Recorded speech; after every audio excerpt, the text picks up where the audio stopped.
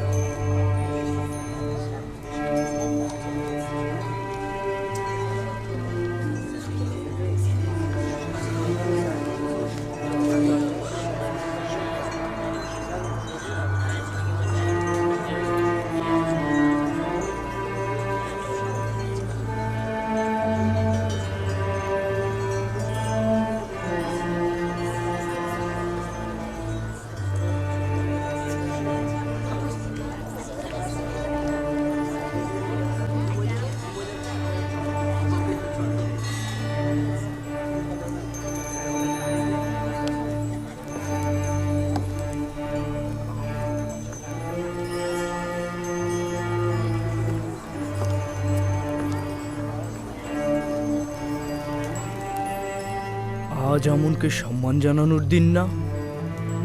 হ্যাঁ, কিন্তু কেন এরকম সাদামাটা পোশাকে এসেছে?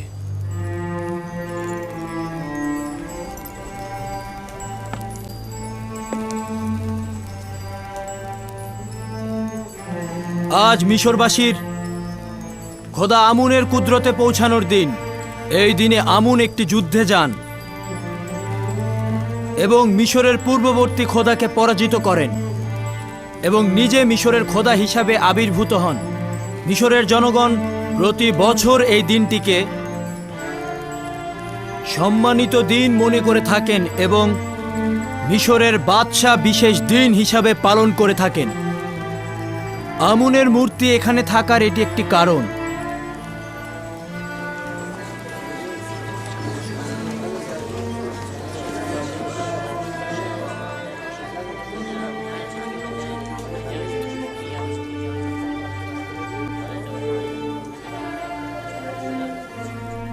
আজ বাদশার আমনকে পবিত্র করার কোনো ইচ্ছেই দেখছি না।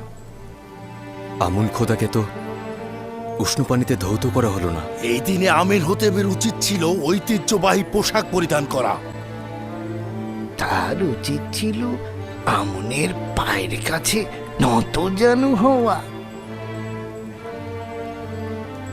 আপনাদের ফিসফিসানির কারণ জানি। কয়েকটি সওয়াল আপনাদের জেহেনে মশগুল। কোনো ঐতিহ্যবাহী পোশাক পরিধান করিনি। এখানে এসে আমি আমুনের সামনে নতজানুও হইনি, তাকে গরম পানির সেকও দেইনি। এইসব কেন করলাম না? জবান পরিষ্কার। আমি আজ থেকে আর আমুনের ইবাদত করছি না। একাত্মবাদী খোদার উপর ঈমান এনেছি।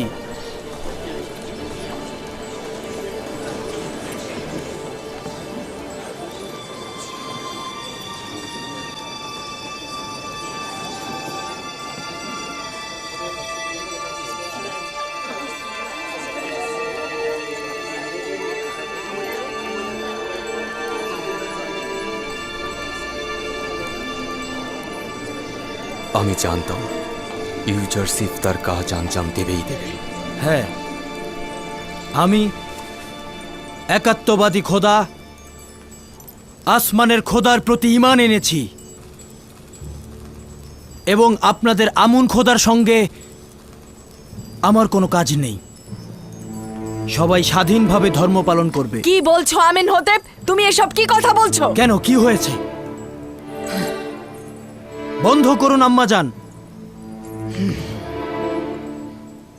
আপনারা পুরোহিতগণ এই মূর্তি এখান থেকে বাইরে নিয়ে যান। অখনাতুনের রাজমহলে এখন আর আমুনের দরকার নেই। এখন থেকে ইবাদতখানা থাকবে না। ইবাদতখানার খাদেমদের সাথেও কোনো কাজ নেই। আপনাদের বলছি এইখান থেকে এই মূর্তিটি বের করে নিয়ে যান।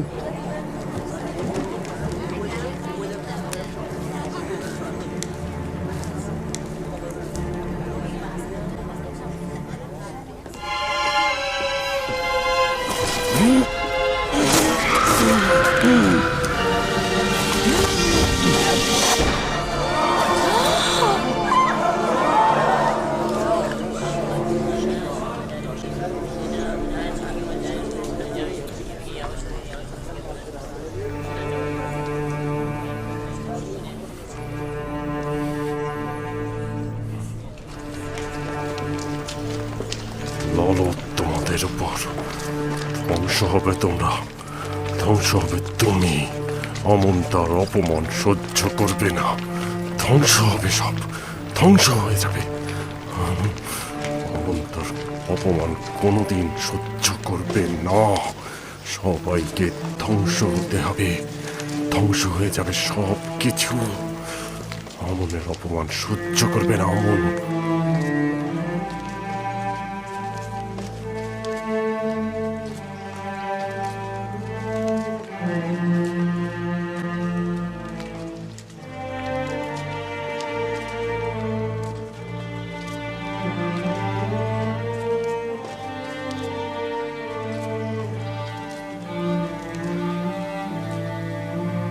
গণ্যমান্য ব্যক্তিবর্গ, সারদারগণ, অভিজাতগণ,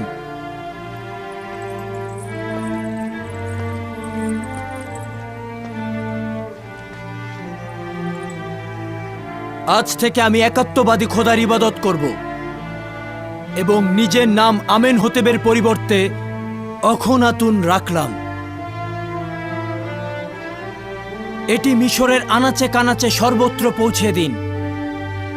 মিশরের বাদশার নাম অখন আতুন, অর্থাৎ আতুনের ইবাদতকারী, একাত্মবাদী খোদা। আমার নাম ওই সময় পর্যন্ত আমেনহোতেব ছিল যখন আমি আমুনের ইবাদতকারী ছিলাম, কিন্তু আজ থেকে আমি আমুনকে ইবাদত করছি না।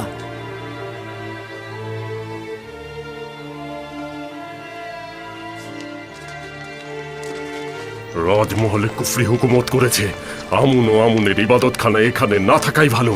আমুন এসব কুফরি অবশ্যই সহ্য করবে না। দেখে নিও, আমুন তাদের দুর্ভাগ্য একদিন নিজের হাতে লিখে দেবে।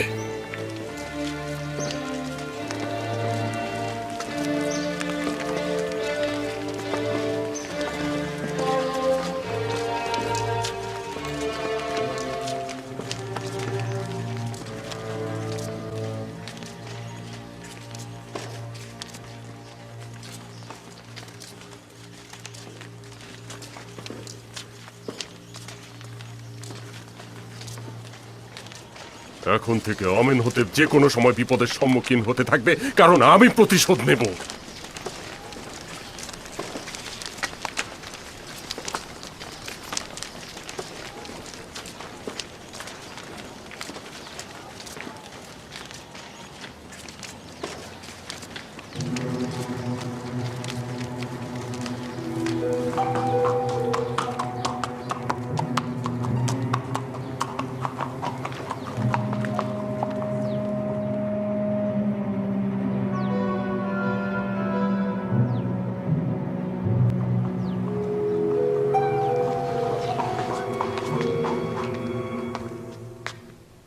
আমাদের সকলকে এখন থেকে আরো অধিক মনোযোগ দিয়ে কাজ করতে হবে, নয়তো সঠিক সময়ে গম গুদামজাতকরণের তৌফিক হাসিল করতে পারবো না। আমি সকলের হয়ে ওয়াদা করছি যে আমরা সঠিক সময়ে কার্য সম্পাদন করব। বাহ, তোমরা মিশরের গ্রামগঞ্জ ও শহরে ছড়িয়ে পড়ো এবং আমি যা বলবো তা হাসিল করার চেষ্টা করো। তোমরা কয়েক ভাগে বিভক্ত হয়ে যাবে। কিছু সংখ্যক শুধু 1/5 আয় এবং কিছু সংখ্যক আয়কর দ্রুত সংগ্রহ করে নিয়ে আসবে। এই 1/5 কি সকলের কাছ থেকে সংগ্রহ করা হবে? না, গরিব ও নিঃস্বদের 1/5 প্রদান থেকে নিষ্কৃতি দেওয়া হলো। আরেকটি বিষয় হলো শহরে কতটি পরিবার বসবাস করে এবং তাদের সদস্য সংখ্যা এবং যাদেরকে ভরণ পোষণ দিতে হবে তাদের সংখ্যা। এই সংখ্যাগুলো অবশ্যই স্পষ্টভাবে জানতে হবে। শহরের কারিগর মজুর ও শিল্প শ্রমিকের সংখ্যা অবশ্যই জানতে হবে। একই সাথে ধনী লোক এবং তাদের গোলামের সংখ্যাটিও জানতে হবে। কোনো শহরে ধনী ও গরিবের সংখ্যা সহজে নির্ণয় করা সম্ভব নয়। আমি জানতে চাচ্ছি এত কিছু জেনে কি ফায়দা হবে? ধনী লোকজন নিজেদেরকে ছাড়া অন্যদেরকে চেনে না। যদি অন্বেষণ করো গরিবরা যেমন ধনীদেরকে চিনবে, ধনীরাও তেমনি গরিবদেরকে চিনবে। নিঃসন্দেহে দুর্ভিক্ষের সময় ধনী ব্যক্তিরা আয়কর প্রদানের হাত থেকে বাঁচার জন্য গরিবের লেবাস পরে ঘুরবে। এছাড়াও এতে করে আমরা জানতে পারবো দুর্ভিক্ষের সময় কতজনের সত্যি গম প্রয়োজন এবং কতজন ধনী ব্যক্তি নিয়ম মেনে গম প্রদান করেছে।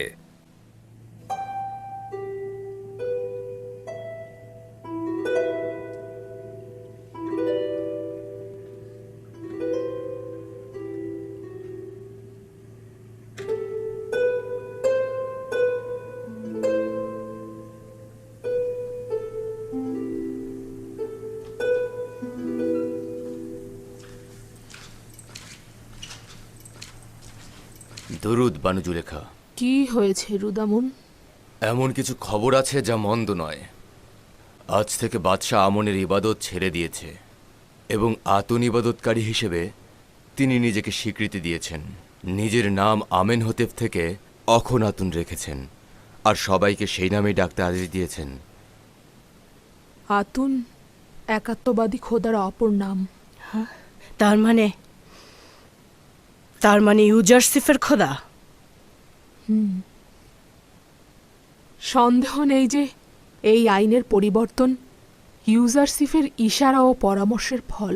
কিন্তু আমি তো শুনেছি অখনাতুন অর্থ সূর্যের সন্তান। আতুন প্রার্থনাকারীরা সূর্যকে একাত্মবাদী খোদার বহিঃপ্রকাশ হিসেবে জানে। ইউজারসিফের সাথে যেই থাকবে সেই তার রঙে রঙিন হবে। কে চিন্তা করেছিল যে একজন গোলাম এমন জায়গায় পৌঁছাবে যে দুনিয়ার সর্বশ্রেষ্ঠ সম্রাটের ভাগ্যলিপি পরিবর্তন করে দেবে? রুদামুন, ইউজারসিফের সাথে তোমার দেখা হয়? অজ্ঞামহর এবং সকল খাদেমগণ আপনার উপরেই দায়ভার দেবে। এই জন্য আপনার একা বাইরে যাওয়া নিরাপদ নয়। জনাব মালিক, আপনি কি তেবসের গরিব লোকদের বাসস্থান চেনেন? জি চিনি। 20 বছর তো ভবঘুরেই ছিলাম। আমিও 20 বছর যাবৎ তেবসের জিন্দেগি গড়েছি, কিন্তু এখন পর্যন্ত শুধুমাত্র দুবার আমি তেবসকে দেখেছি, তাও শৈশবে বানু জুলেখা ও পুতিফারের সঙ্গে। আপনি কি আসলেই তেবুসের গরিব লোকদের ঘর বাড়ি দেখার সিদ্ধান্ত নিলেন? তেবসের পরিস্থিতি আমার নিজের চোখে দেখা উচিত। চিন্তা করো না, দেখছো তো আমি আমার লেবাস বদলে ফেলেছি, কেউ আমাকে চিনতে পারবে না।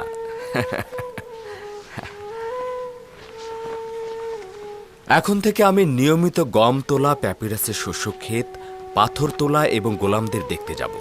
মিশরের সকল কিছুর পরিস্থিতির তথ্য আমার কাছে থাকা উচিত। চিন্তা করো না, আমি তাকে একা ছাড়ব না। চলুন তাহলে যাওয়া যাক।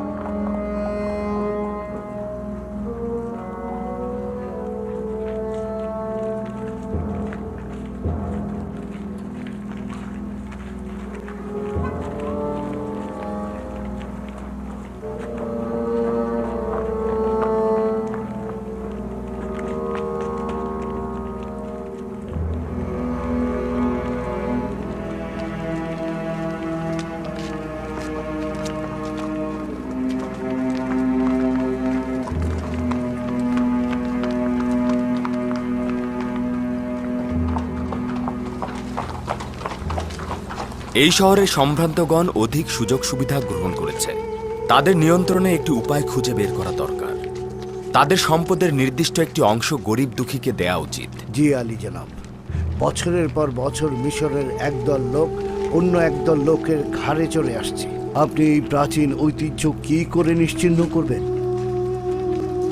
খোদাবন্দ আমার সঙ্গে রয়েছে, আর তাদের জন্য আমার পরিকল্পনাও রয়েছে। আলী জনাব, এই রাস্তাটি দাস বিক্রেতাদের বাজার হয়ে প্রধান ফটক পর্যন্ত গিয়েছে।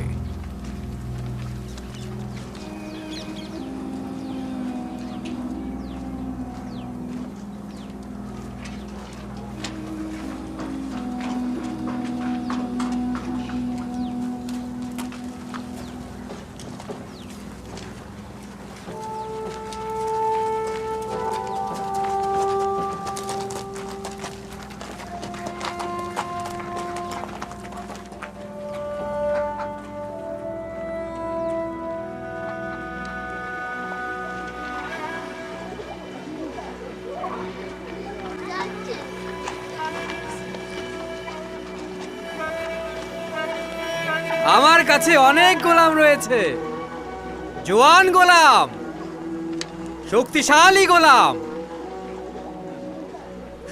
সুস্থ সবল গোলাম।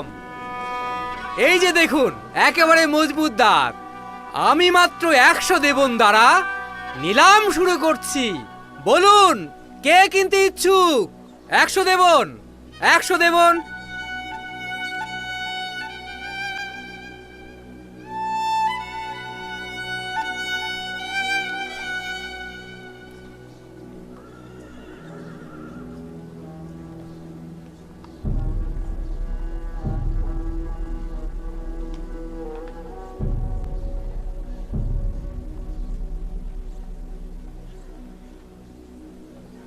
আরে বলছি তো, কর্মঠ। এই যে দেখুন, এই যে দেখুন, শক্তিশালী ও কর্মঠ। আমি 200 দেবনের কমে বিক্রয় করব না।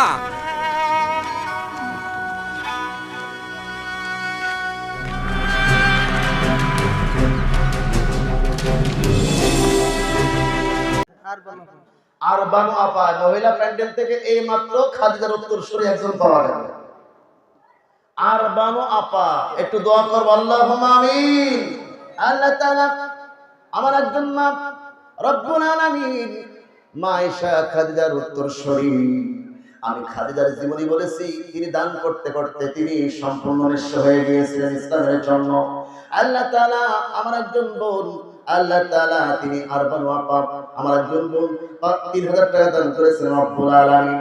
আল্লাহ তাআলা আমার আপার দানকে তুমি কবুল মঞ্জুর করে নাও, বালা মুসিবতকে দূর করে দাও রব্বুল আলামিন। পরিবারে অনাবিল শান্তি দাও আল্লাহ তাআলা। 3000 টাকার বিনিময়ে ওই পরিবার থেকে যত মানুষ কবরে চলে গেছে, কবরটাকে তুমি জান্নাতের টুকরা বানিয়ে দাও। মহিলা প্যান্ডেলে আমাদের যত মারা বোনেরা আছেন সকলকে খাদিজার মতো দান করবার মতো সুযোগ তুমি দান করে দাও, আল্লাহুম্মা আমিন। এই গ্রামের জামাই শহীদুল 1000 টাকা। এই গ্রামের জামাই ওনার বাড়ি কোথায়? শ্বশুর বাড়ি এসে দান করতেছে, আর শ্বশুররা বসে রয়েছে, লজ যাচ্ছে শ্বশুরদের দান করে জামাই। সে জামাইটা কই? বিদেশ থেকে। শ্বশুরদের লজ যাচ্ছে, কিন্তু শ্বশুরদের জামাইরা দান করতেছে বিদেশ থেকে 1000 টাকা কিনা। আর সোহেল ইতালি থাকে প্রবাসী, 2000 টাকা দান করে পিতার জন্য দোয়া করে। এত বড় বড় রাস্তা থাকে 2000 টাকা একটু ধরাই দাও আমার কাছে। ইতালি থেকে সোহেল ভাই 2000 টাকা দান করেছেন রব্বুল আলামিন। কার জন্য দোয়া করেছেন? পিতামাতা দুইজন মারা গেছে। আল্লাহুম্মা আমিন। আল্লাহ তাআলা ইতালি থেকে আমার সোহেল ভাই আব্বা আম্মা মারা গেছে রব্বুল আলামিন। আব্বা আম্মা হারানোতে কত ব্যথা, এতিম সন্তান ছাড়া কেউ বুঝবে না রব্বুল আলামিন। সোহেল ভাই আব্বা আম্মা কবরে চলে গেছে রব্বুল আলামিন, তাদের কবরটাকে জান্নাতের টুকরা বানিয়ে দাও। সোহেল ভাইকে সুস্থ রাখো, ভালো রাখো।